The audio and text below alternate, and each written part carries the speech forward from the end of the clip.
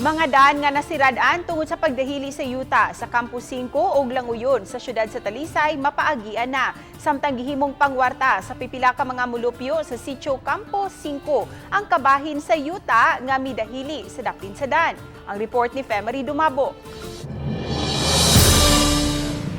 Mamotorsiklo man hangtod na sa dagkong mga sakyanan sugod dang makaagi sa gidahili ang lugar sa Sitio Campus 5 sa Barangay Campo 4. Matod sa mga tanod nga nagbantay sa lugar nga sukad pa kini gahapon. Matod usab sa konsehal sa Barangay Manipis nga maagian na usab ang Sitio Languyon sa mga sakyanan. Apan kun mag-uwan-uwan man, dili nila pagian og mga sakyanan ang maong mga dapit. Ang kanang mangagi, ano misto nga amo yung siyang pasidanan nga delikado kayo. Magtanaw mo, mulabang yung mong hagad, tanaw mo sa itaas. O gabi, magbantay-bantay lang yun ang mga motorista, di lang yun magpuan. Kay kuyaw yun. Sa asa nga lugar din napita, kulos-pulos man kuyaw, di man kay kanirag napita din eh. Sugod nitong Webes, kisarad-an ang giana dinhi sa Campus 5, human ang landslide. Sa miaging weekend, nasinati usabang landslide sa Sitio Languyon.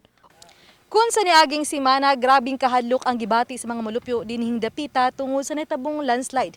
Karon, ang maong kahadlok ang napulihan ug paglaom. Human nga ila nakita nga ang kini mga nidahiling yuta ang mamahimo pa nilang panginabuhian. Usa na kanila kining senior citizen nga miangkon nga naglatay sa lugas lanot ang ilang gihimo. Kining bahin sa gidahilian maoy kuhaan nila sa yuta nga ayagon aron himuong sangkap sa himuong hollow blocks.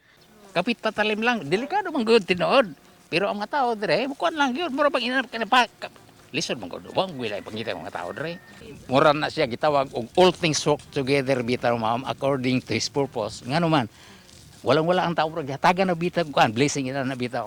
Sukad nitong Lunes lang, nikita ni Slaw kapin sa 2,000 pesos. Si Talisay City CSWS Head Felipa Solana maoy bipahinumdum sa kakuyaw sa ilang gihimo. So dili gud ta mo take sa risk no kay miligro man pud sila. So auto lang niya nang i-coordinate pud sa coordinate sa kapitan kung unsa sa datong mahimo nga mga programa para nila. Mahatagan na tong laing services pud na sila. 126 ka mga apektadong trabahante sa miaging simana ang makadawat og ayuda gikan sa kagamhanan karong hapon. Uban ni Jun Sulon. Ako si Femery Dumabok.